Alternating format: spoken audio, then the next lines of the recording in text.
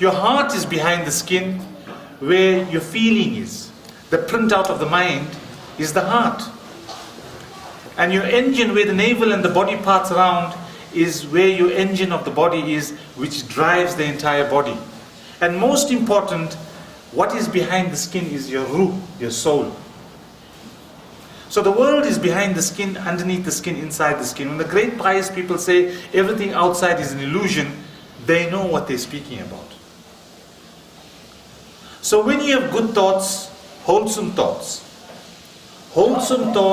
means that your thoughts are clean, you're in understanding, you're in love, you're enacting the 99 names of Allah subhanahu wa ta'ala. If you know yourself, you will know Allah subhanahu wa ta'ala. So to experience and to be able to be in the presence of those 99 names is to be in oneness. And you will feel it because you'll have good thoughts, you'll have good feelings, you'll be in mini heaven. If you have bad thoughts, you'll have bad feelings, that's the printout, you'll be in mini hell. And that will translate into illnesses, diseases of the body. And then of course your soul, your ruh will also be dark, it won't be whole. So if you're not whole in your mind, you won't be whole in your heart. Nor can you be whole in the engine. You'll feel pain, aches and diseases. And nor can you be whole in your soul, in your ruh. So throughout the history of humanity, they used to say, if you're not whole, then you are holy. Holy is a derogatory term. So my job today is to be able to speak about chapter 2, verse 168 of the Holy Quran, the glorious Quran. What Allah subhanahu wa ta'ala has cautioned us, has told us, has guided us, that eat only that which is halal and that which is wholesome. And do not be led by shaitan. Now everybody knows what's halal. Halal is as long as your money that you have earned is acquired through lawful means. You haven't stolen, robbed from anybody. That what you are eating has been cut in a proper manner. And there's been prayers that has been said. But nobody knows what Tayyib is. And that is my work going throughout the country. Alhamdulillah, just for your benefit, I'm a lecturer, author, nutritional consultant. This is my 77th mosque internationally. Alhamdulillah. That the message that I'm giving is bringing to you is simply because our population, our people are being decimated with illnesses and with diseases. That they forget who they are. That they forget that they are amazing beings. That when Allah subhanahu wa ta'ala has created us, He created us as the highest of creation, Ashraful Makhluqat. That He was so amazed and so impressed and in such awe. Because we have a thing called imagination. That we can close our eyes. And even if we don't close our eyes, we can make a movie in our heads. And we can think thoughts that no other creature can think. And we can act upon those thoughts. And we can have choice to do what we want. That I can choose to wake up in the morning, I can choose to have an ablution, I can choose to prepare myself to come here, I can choose to stand here and speak to you. That I can share love and I can feel your love, that we can all be in peace and we can be in brotherhood. It's a choice. That those who don't choose also choose not to choose, it's also a choice. That He was so amazed that at our abilities, that He asked the entire rest of the creation that please see what I have created. Bow down in honor. All bow down because they've seen it. Except one, whose name I shall not mention. And that one said what we always say. That you know what, I don't think you did what you think you did here. That these creatures are not amazing. That I can distract them. Grant me a time, anointed time, and I shall distract them. And He was granted the time to distract us.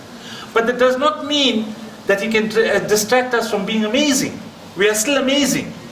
It does not mean that my son is a medicinal inorganic scientist, that he is more amazing than any of you. It does not make him more amazing, he's just amazing. That even the alcoholic on the street is also amazing. It does not mean he's any less than amazing. It's that he's closed to the love of Allah subhanahu wa ta'ala. to the greatness of Allah subhanahu wa ta'ala, to the greatness of Himself, to the powerfulness of Himself.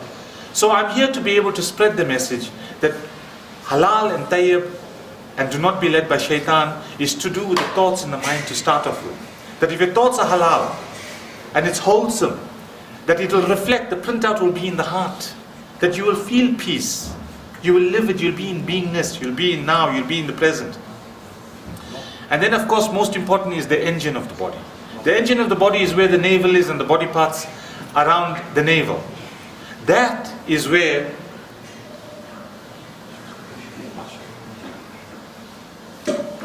shukran. So I greet you once again, and I believe the sisters are also here, sisters and brothers. Assalamu alaikum wa rahmatullahi wa barakatuh. Peace is a state of being, and it's a message that was brought throughout the history of humanity. And the golden thread was throughout all the prophets, they brought one message and one message only: salam, peace for the heart.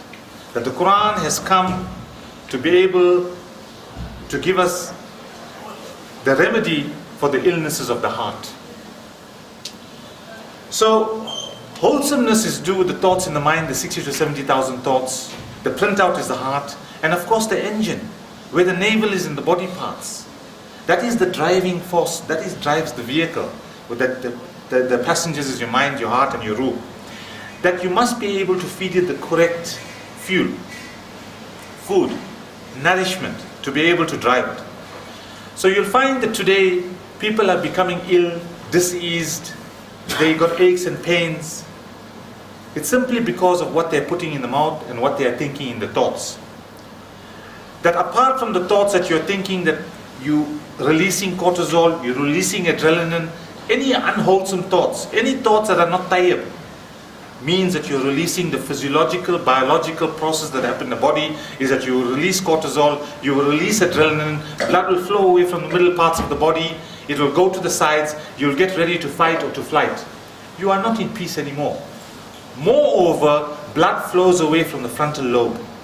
When blood flows away from the frontal lobe, you lose connection with your Creator. You are with the one that disagreed with Allah subhanahu wa ta'ala, that you are amazing. You forget that you are an amazing being.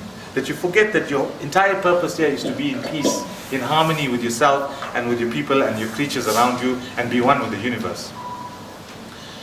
So today we are eating and eating. Everybody knows what halal is, but nobody knows what tayyib is. The first example that I can give you, because my time is limited, that when you take Allah subhanahu wa ta'ala's food from the tree, it's created in perfection. You cannot make Allah subhanahu wa ta'ala's food more perfect. So where I come from, it's a place in India, South India, called Kerala. Kerala is where the dark people live. There they have coconut oil. Coconut oil is a pure, wholesome, tayyib, halal food. It's the best oil in the world because the smoking point is 400 degrees. It has got 1,000 different benefits to it. It's just pure medicine. It's an exact example of food is a medicine, medicine is a food. It's an exact example of Allah subhanahu wa ta'ala creating something in perfection for your benefit. Eat of the good things of the earth, that's a classical example. So that's what we have. But you'll find that in Kerala, all the sharp people come from there. They're in Silicon Valley, they're the greatest scientists, greatest this, because coconut oil has got a thing inside that goes into the brain and gives you sharp memory. You'll be able to take your data that you listen to, file it, store it, and when you want to retrieve it, you can retrieve it. So you'll find that we all over the world, we went as educators. Today I'm educating about the food. That's an example. The example for you is that most of your staple diets here is rice. When you take rice, rice is pure. When you take rice and you polish rice, you've stolen from rice. You've plundered rice. You've taken the polish. The polish is the wholesome part. The polish is where the nutrients, vitamins, minerals are. They take that and sell it to the pharmaceutical companies to make vitamins. They leave you behind with sludge. That's not tayyib food. It's not wholesome anymore. It's lost its wholesomeness. Are you understanding? So that will make you ill. It will make you sick. Just to give you an example of what they're doing now for diabetics. They are half polishing the rice, not full polishing it, half polishing it, and saying diabetic friendly. So no insect on earth will eat polished rice. No insect on earth. There's nothing there to eat. There's only one insect who eats polished rice. Human beings. So polished rice is unwholesome. It's not tayyib. Maybe halal, but not tayyib. That's an example. So I just want to go through a few things for our benefits to show how we become ill, how all illnesses, diseases, aches and pains is done by our own hand. That when you take sugar, for example, when we used to make sugar in 1757 in Kerala, we used to take sugar cane and boil it.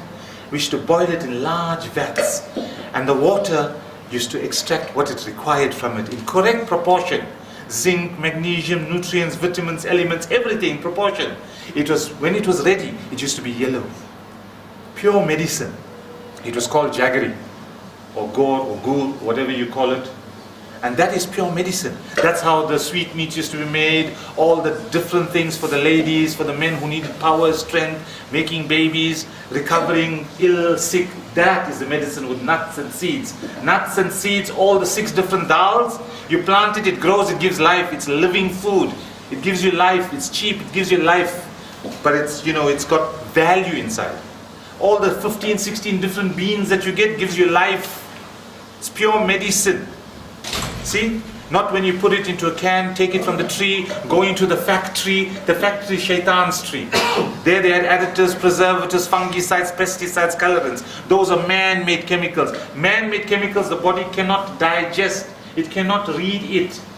It's man-made. It's something foreign to the body. It's like taking a plastic packet that's man-made chemicals and dig it into the ground. Mother Earth can't eat it. Because it's not biodegradable, it's not green, it's not made of earth.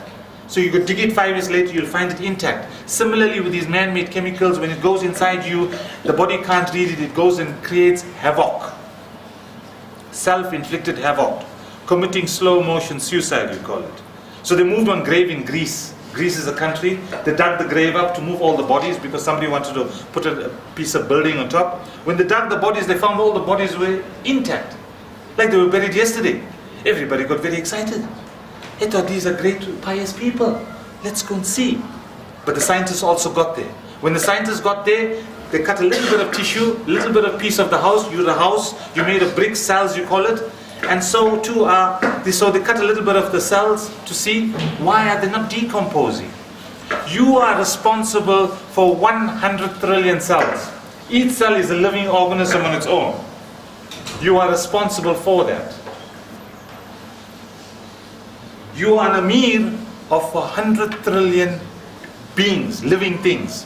No emperor, vizier, minister, governor in the history of humanity were in charge of so many subjects. You're a powerful, powerful, amazing being brought into this world with love. And so, when they dug up and they cut a little bit of tissue to see why these human beings are not decomposing in the grave, they put it under the microscope and they saw the cells can't decompose. They're all preserved with preservatives. These human beings are not biodegradable. They're not green. They cannot go back to dust. They're plastic. Same thing is happening while you are alive. You're committing slow motion suicide because you are not being an Amir, being a leader, looking after the subjects that you have inside your body. That you are responsible, you are answerable for the body when you are called upon the day. That when you ask, what have you done with this great body? You will say, no, my mother-in-law used to cook.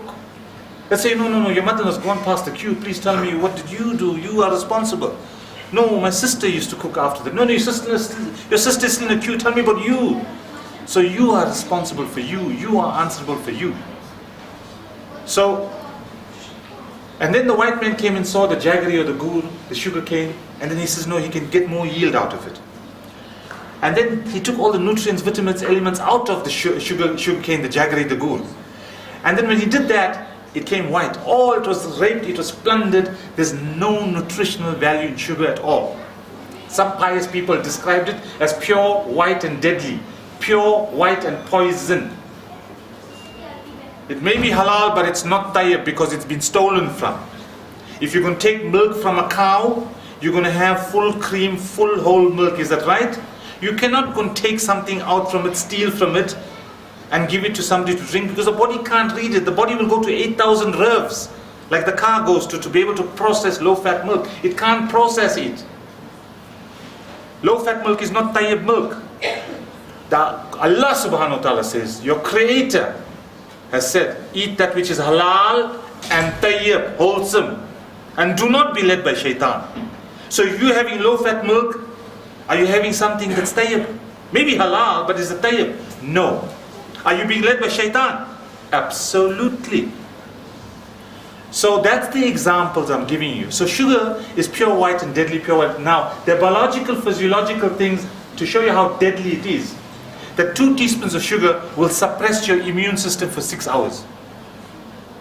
The World Health Organization, and my brother wrote 5 pages there, he's a diplomat in Switzerland, says the World Health Organization, in other words, the shaitans themselves are saying this, that a small child must not have more than 2 teaspoons of sugar, a female must not have more than 5 teaspoons of sugar, and an adult male must not have more than 7. That's the guidelines. We think it's too much. Because it's halal, but it's not tayyib. It's been raped and it's been planted. So, and people are having sugar, nobody's counting. Nobody is even knowing. So there's a lady from Lodium that phoned me, please Imran, come and help me. What is it? My son's hair is falling off, he's 15 years old. Have you been to the doctor? Yes, they've done tests, he's got lupus. I said, what are you worried about? The hair falling off or the lupus? She says, don't worry about the hair falling off, all his friends are teasing him, he wants to commit suicide. I said, Allahu Akbar, I'll come there. And so when I got there, lupus, as you know, you're made of cells, you're made of bricks, 100 trillion of them. Lupus is an autoimmune disease, means that all the cells are fighting each other. It's a civil war in your body. It's like Syria. Civil war. So he's got a problem. His immune system is compromised. So when I went there, I saw, alhamdulillah, 15-year-old, mashallah, diligent, conscientious fellow. I said, Beta, tell me, what do you have for breakfast? He says, in the morning when I wake up, I have Cocoa Pops. We all know that anything from the factory is shaitan's tree, it's a devil's tree. Additives, preservatives, fungicides, pesticides, colorants, and all cereals have got 4 to 5 teaspoons of sugar inside. You don't have to add sugar. Cocoa Pops has got 6 teaspoons. What do you drink it with? Now his immune system is compromised. Remember I said 2 teaspoons of sugar will compromise. You'll suppress your immune system. Your army that's fighting a war has got to leave all its weapons down and it's got to put other uniform on, fire brigade uniform, to hose all the sugar out of the body. Takes 6 hours for 2 teaspoons. He's at 6 teaspoons so far. What do you take? What do you drink it with? I put low-fat milk. My mommy is on a diet. I told you about low-fat milk. It's not tayyib, is it? Maybe halal, but is it tayyib? In India, they don't steal like that. They just add water and give you. Are you understanding? They don't steal from it. They add to it. So, and then I said, yeah, that's fine. What do you take for lunch? I take 1 slice white bread. 1 slice white bread, depending, it's a flour. It's a carbohydrate, the body reads the sugar. Depending which one you buy, how much you got in your pocket, which shop you're going to, is between 3 and 5 teaspoons sugar. The body reads it as. So it's already at 9 teaspoons. What do you drink it with?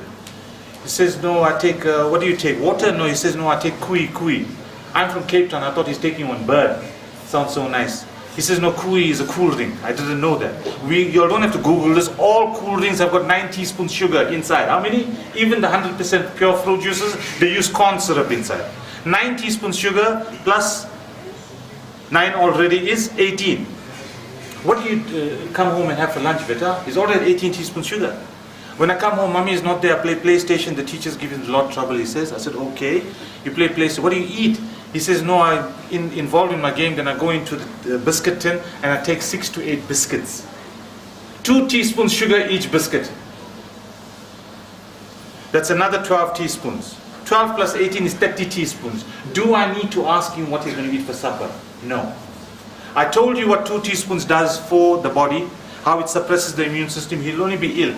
I gave you the theory, now I'm asking you the practicals. Do you think any tablet will help him for his lupus? No. See how important food is. Food is the medicine, medicine is the food. If the pot is right, no need for medicine. If the pot is wrong, all medicine won't help you. Who came off high blood pressure tablets? Who came off diabetes tablets? Who came off cholesterol tablets?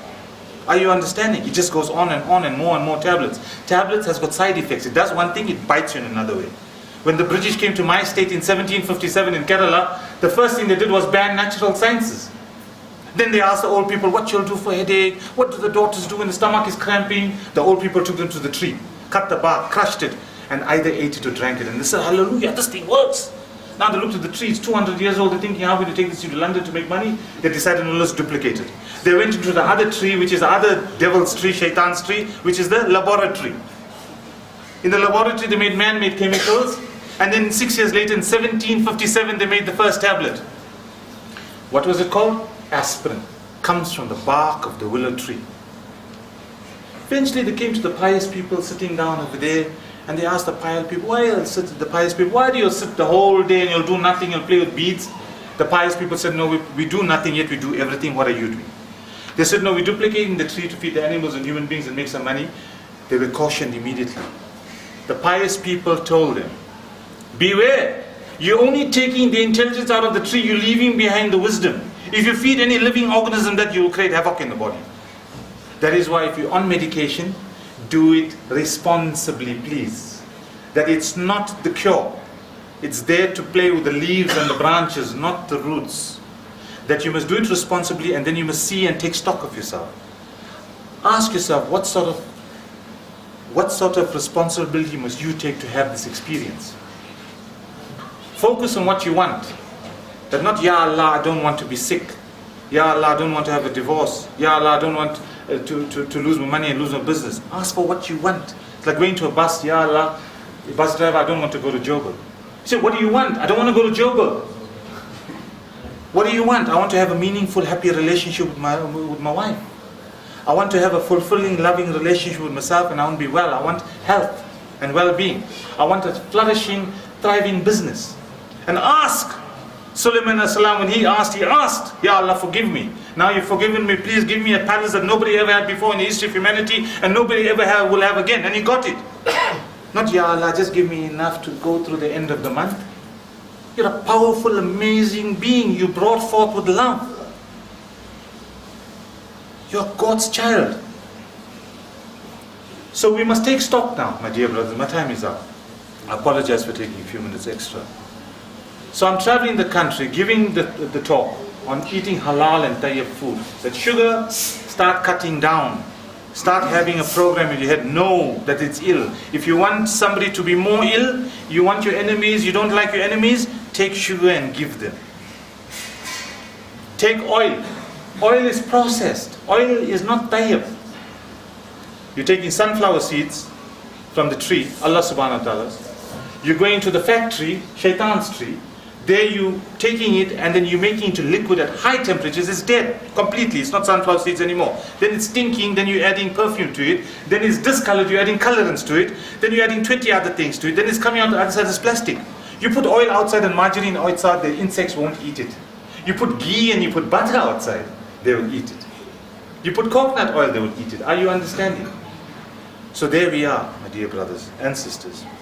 That we must take stock, that I'm around in the area. If anybody wants me to come to your homes, schools, any organizations, companies, to be able to give free talks, that just to educate the ummah, that we must now take stock. And because our children, it is now said by the actuarial scientists and by the anthropologists, they only see which way the cows are going and they write about it. They're seeing which way we are going and writing about it. That our children are going to get new diseases, there's no names made for it yet. So we must make dua, inshallah. That all the new disease does not come to pass. That now we come to understand and realize that halal and tayyib is what we must look at the table, not just halal. And that we must not be led by shaitan, inshallah. That our 60 to 70,000 thoughts that we have in our mind a day, that it must be wholesome, it must be whole. That it must be tayyib. That it must be clean. That the printout will be our heart and then we'll be in mini heaven. And that the food that we consume must be medicine. And must make shukr for it. And that inshallah our ruh will be light and wholesome as well. So I thank you for listening to me, and I thank the trustees and the principal of the school as well, inshallah. Shukran. Assalamu alaikum.